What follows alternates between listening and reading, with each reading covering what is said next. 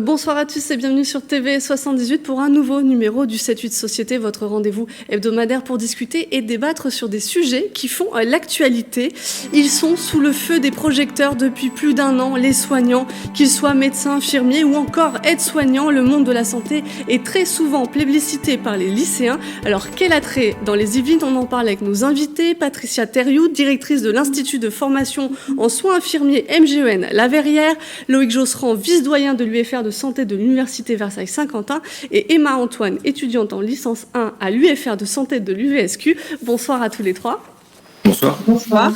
Alors sur Parcoursup, un candidat sur 5 a fait au moins un vœu en LAS, la licence avec option accès santé. 1 sur 10 a choisi au moins un pass, le parcours spécifique accès santé.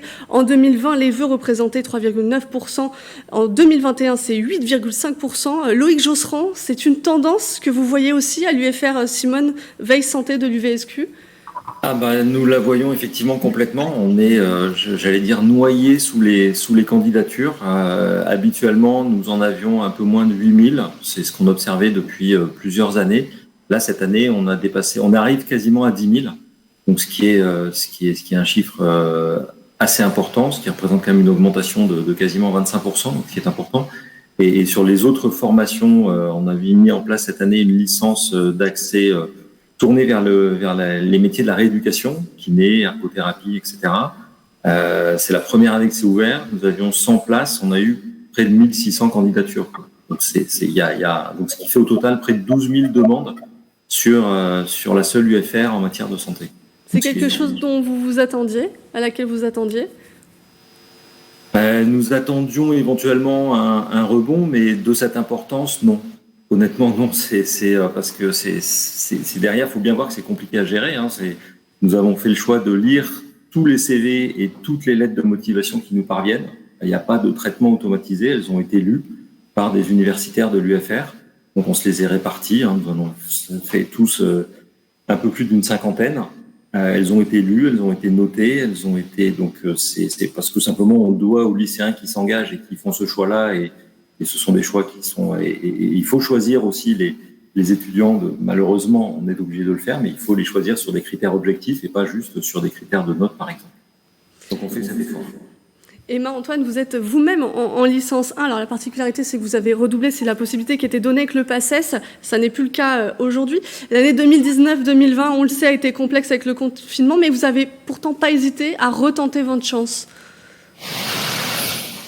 Alors si, j'ai longuement hésité parce que en plus il y a eu la réforme, donc pour les doublons en PACES, on ne savait pas trop à quoi s'attendre, le nombre de places qu'on allait avoir, etc. Maintenant, je pense que quand on a une idée en tête et qu'on est prêt que c'est entre guillemets un petit peu notre rêve d'être médecin ou autre, je pense qu'on n'hésite pas à redoubler quand on est motivé, etc. Qu'est-ce qui vous a poussé, vous, à vous lancer dans ces études? Alors moi, je fais pas partie des personnes qui sont passionnées depuis tout petit et qui rêvent d'être médecin. Par contre, je voulais faire un métier qui avait une utilité sociale, aider les personnes et surtout ne pas rester derrière un bureau ou un ordinateur. Et c'est au fil de mes années de collège et de lycée que j'ai bien aimé la biologie, surtout tout ce qui tournait autour du corps humain. Donc c'est pour ça que naturellement, je me suis dirigée vers la PACES. Alors, il y a une autre profession de santé qui attire, notamment sur Parcoursup, c'est la première, c'est les soins infirmiers. Patricia Thériault, il y a toujours de l'engouement auprès des aspirants infirmiers et infirmières? Oui, cela ne se dément absolument pas, puisque Parcoursup pour nous c'est la 3e année et quand même cette année 10% des inscrits sur Parcoursup sont venus s'inscrire sur les instituts de formation en soins infirmiers. Donc c'est très très demandé. Je ne sais pas si la crise Covid a augmenté cette demande-là. On peut faire cette hypothèse. Malgré tout, c'est une formation qui a toujours été quand même depuis 2 ans, 3 ans, on le voit, toujours été très demandé. Je pense et je rejoins Emma sur ses propos, le souhait des jeunes générations d'être sur des métiers engagés dans la société est quelque chose d'important. Oui, tout à fait. Vous accueillez 80 étudiants par promotion. Est-ce qu'il y a des listes d'attente? Est-ce que, comme M. Josserand et l'UFR, Santé de l'UVSQ, vous avez dû passer du temps sur les candidatures? Comment ça s'est fait chez vous? Alors, Parcoursup, comme ce que disait Monsieur Josserand, tout à fait, nous avons étudié toutes les candidatures postées sur Parcoursup, une à une, avec tous les projets de motivation associés. Et comme à l'UVSQ, nous avons fait des choix sur des critères extrêmement précis. Les choix se font sur le groupement universitaire, puisque 8 IFSI sont regroupés autour de l'université de Versailles-Saint-Quentin, dont l'IFSI de la MGEN et 7 autres. Et donc, nous partageons entre les 8 IFSI la totalité des dossiers de candidature et nous les épluchons un à un. Alors, là, on l'a entendu, les chiffres de Parcoursup le montrent, vos propos le montrent, c'est des études qui attirent. Alors nous, chaque semaine, on interroge nos téléspectateurs. Cette fois, on voulait savoir si eux, ils pensent que les professions de santé attirent les jeunes. Et c'est plutôt le non qui l'emporte. Loïc Josserand, c'est surprenant, c'est lié peut-être à une méconnaissance de la profession? Ça me surprend un petit peu. Je ne sais pas ce qu'en pense Madame Thériault ou Emma, mais moi ça me surprend parce que c'est dès qu'on fait des portes ouvertes, dès qu'on fait des manifestations, il y a toujours du monde qui vient, il y a des jeunes, il y a des parents, c'est toujours aussi qui viennent. Donc il y a toujours un engouement. Cet engouement, il a été énormément mis sous les feux de la rampe, enfin magnifié, je pense, avec le Covid, et on a vu porter au nu les soignants, etc. pendant plusieurs mois d'affilée. Mais il y a à côté de ça, il y a un autre phénomène qui, pour moi, et on le voit tous les ans, et on voit même les références parmi les étudiants. Ce sont toutes ces séries télé très portées sur la santé et qui, elles aussi, tous les ans, découvrent des vocations. Alors la difficulté, c'est que ces séries télé, malheureusement, elles sont dans un monde un peu idéal. Elles sont absolument pas proches de la réalité de terrain que peut vivre un professionnel de santé. Tout est beau, tout finit toujours bien. Il y a éventuellement une petite larme à la fin, mais voilà, tout va bien dans le meilleur des mondes. La réalité, je le répète à chaque fois aux portes ouvertes, aux étudiants, la réalité, elle est beaucoup plus compliquée que ça. Il faut être accroché, il faut avoir envie d'aider les autres. C'est pas toujours simple parce que les autres n'ont pas forcément toujours envie d'être aidés. Donc il faut complètement s'engager. C'est un métier qui engage énormément et les jeunes ne le retrouvent pas et ne le comprennent pas forcément quand ils s'engagent au départ. Ce qui fait qu'il y en a malheureusement beaucoup qui se lancent et qui arrêtent en cours de route. Ça, c'est quelque chose qu'on ne voit pas. On voit l'afflux qu'il y a à l'entrée. Malheureusement, on ne voit pas un certain nombre d'étudiants qui quittent ces formations, quelle qu'elle soit, que ce soit médecine, pharma. Je pense que c'est la même chose sur IFSI, j'ai moins cette vision-là. Mais il y a des jeunes qui abandonnent parce qu'ils se rendent compte que ça ne correspond pas à l'idéal qu'ils avaient ou à la réalité qui s'en fantasmée, qui s'en était faite. Donc ça attire, mais parfois, c'est un peu le miroir aux alouettes. Il faut bien l'avoir en tête. Oui, Patricia Thériault, c'est des profils aussi, des jeunes infirmiers. On a une image et elle n'est pas celle du métier, notamment en France. C'est tout à fait cela. Ce sont des représentations qui sont véhiculées par des tas de choses, les médias et l'actualité, depuis 2020, mais aussi les séries télé dont parlait Monsieur Josserand. D'autre part, il y a pour les infirmières en tout cas, cette représentation que on a la vocation, donc comme on a la vocation, cela suffit en soi. La réalité et le principe de réalité rattrape vite les étudiants qui entrent. La réalité, elle est différente, elle est crue, elle est humaine, elle est engageante sur le plan du travail, elle est engageante sur le plan personnel, elle est ce sont des formations, et je pense que médecine et toutes les formations en santé se retrouvent, qui remuent personnellement. Au-delà de l'apprentissage théorique et clinique, il y a l'apprentissage d'un métier qui est un métier de la relation humaine et qui est fort difficile à faire, pas impossible, non, pas impossible, mais en tout cas engageant, exigeant. Monsieur Josserand, vous souhaitiez réagir? Non, je suis tout à fait d'accord avec ce que dit Madame Thériault, et je pense que si Emma me l'a pas d'ailleurs entendu dire à la fac, j'ai pour habitude de dire quand j'accueille les étudiants qu'un malade, c'est pas forcément sympathique, ça pue, ça meurt et que c'est compliqué, quoi. Voilà. Donc, une fois, et je le dis aux portes ouvertes de la même façon, je le dis à qui veut l'entendre, c'est malheureusement une réalité et qu'il faut pas méconnaître et qu'il faut absolument que tous les étudiants, mais quelle que soit la profession de santé, hein, vraiment, je mets tout le monde sur le même plan, parce que toutes les professions de santé sont confrontées à cette réalité-là et à la même. Hein. On la vit tous en tant que professionnels de santé, donc il n'y a pas de problème là-dessus. Donc oui, c'est exigeant, oui, ça nécessite. En même temps, c'est un très beau métier. Hein. Je veux absolument pas non plus terroriser Emma ou tous les jeunes qui voudraient se lancer. C'est absolument pas mon propos. Hein. C'est vraiment, mais il faut avoir conscience et il faut regarder aussi honnêtement ses propres limites, ses propres aspirations.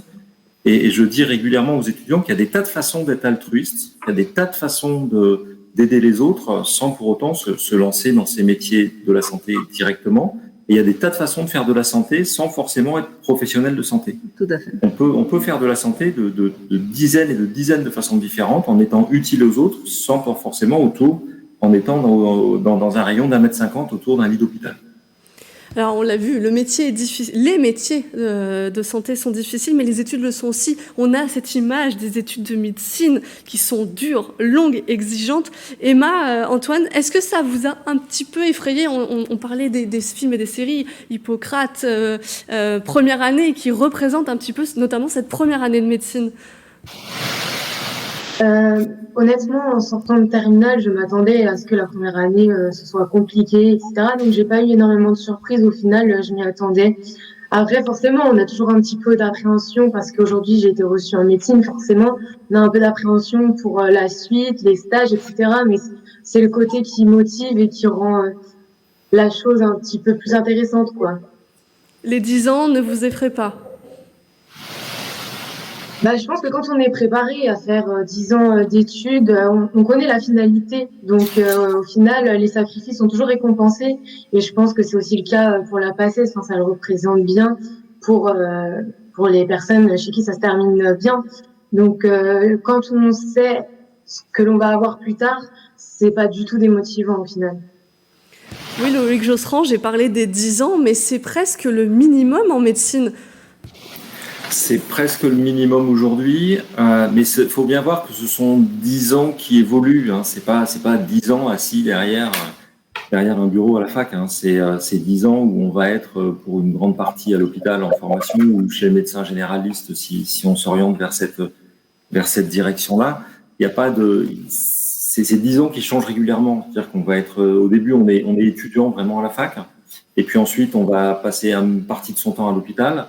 Et puis, une fois qu'on est interne, on passe quasiment toutes ses journées à l'hôpital.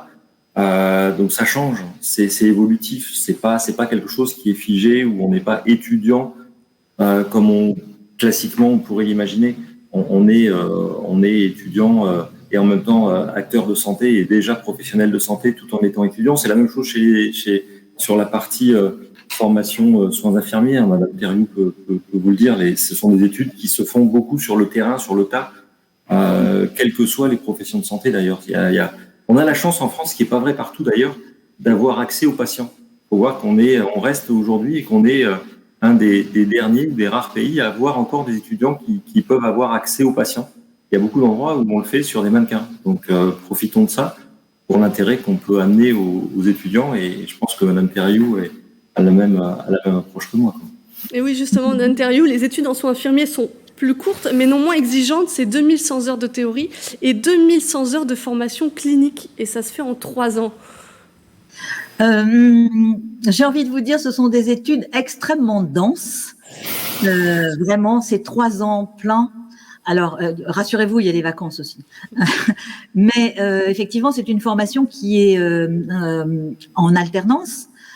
Professionnalisante, donc à la fois des temps de théorie sur l'IFSI et des temps de clinique sur les stages et auprès des patients. Donc tout ça en alternance, tout ça mis en lien fait que voilà, l'intérêt de ces études construites de cette façon-là, c'est que les temps qui sont proposés en stage auprès des patients et dans les équipes sont comment dire, je dirais nécessaires à l'appropriation d'une culture professionnelle, d'une posture professionnelle, d'un apprentissage clinique, évidemment, cela va de soi, mais au-delà d'une identité professionnelle et que chaque élément peut être retravaillé en stage avec les équipes pédagogiques, ici, avec les équipes pédagogiques. Donc, il y a une intégration des savoirs d'un côté et de l'autre qui est faite de façon tout à fait régulière au cours des 3 ans. Oui. Alors, on l'a à plusieurs reprises mentionné, nous sommes en pleine crise sanitaire et les Français se sont rendus compte que les professions de santé étaient plus qu'essentielles depuis le début de la pandémie. Emma, Antoine, comment ça s'est passé pour vous? Être en L1, donc pas de terrain. Est-ce que ce virus vous a inquiété? Vous auriez voulu aller sur le terrain? Quel était votre ressenti quand en mars, on est confiné et les hôpitaux sont débordés? C'est vrai qu'en plus j'avais une sœur justement infirmière donc qui était sur le terrain et quand vous êtes en L1 vous travaillez que les cours, c'est pas du tout concret en soi, on n'est pas du tout sur le terrain, donc c'est vrai qu'on n'a qu'une hâte, c'est d'y aller et d'aller aider les professionnels de santé qui étaient fatigués, qui parfois n'en pouvaient plus, et c'est vrai que ça donne envie d'y aller et d'aider les personnes parce qu'à part être confiné on pouvait rien faire, et c'était assez frustrant. Vous avez pu échanger notamment avec votre sœur, ça vous a jamais dit ah, je suis peut-être pas faite pour ça, ça va renforcer votre vocation? Oui, tout à fait. Oui, quand je la voyais revenir, il y a des jours, elle était hyper heureuse parce qu'elle avait sauvé des personnes, etc. D'autres, ça l'était moins. Mais au final, elle en tire une bonne leçon et ça l'a énormément formée. Et quand je la voyais rentrer tous les soirs, j'avais qu'une hâte, c'est d'être que ce soit mon tour et que j'aille sur le terrain et partir un peu des cours, parce que c'est vrai que en PACES, les cours ça peut être un peu long à force, mais voilà. Justement, Loïc Josserand, Patrouille Intérieure, est-ce que la crise sanitaire a aussi modifié peut-être le profil d'étudiants qui se lancent dans les formations? Est-ce que parmi ceux en études, mais en mesure d'être sur le terrain, il y a aussi eu des inquiétudes? Quel a été votre ressenti depuis le début de la crise? Il y a eu on a tout vu, hein, vous savez, les étudiants en santé sont à l'image du genre humain, il n'y a pas de secret, hein, on a eu ceux qui étaient très volontaires, qui avaient envie d'aider les autres, etc. Et puis on a vu ceux qui se sont carapatés.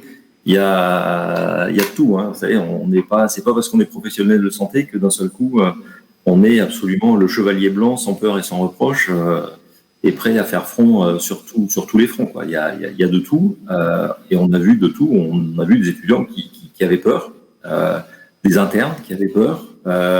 Donc il n'y a pas de secret, hein. C'est vrai qu'au début, quand on ne savait pas forcément d'ailleurs comment tout ça allait tourner, les risques que ça représentait, et quand l'avenir nous semblait relativement sombre, il y a des étudiants, il y a même des étudiants très avancés comme les internes, pour qui ça a posé de réels problèmes d'être dans ce milieu hospitalier et d'avoir le sentiment de prendre des risques pour soi-même en allant aider les autres. Ça, c'est sûr.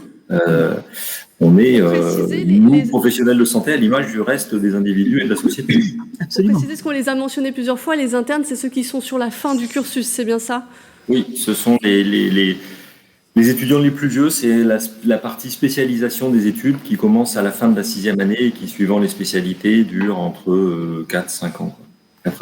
Voilà. Donc mais il faut voir aussi qu'on a dû aussi freiner les étudiants dans leur volonté d'aller sur le terrain, parce qu'un étudiant qui n'est pas encore très avancé dans sa formation, finalement, il va prendre des risques pour lui-même.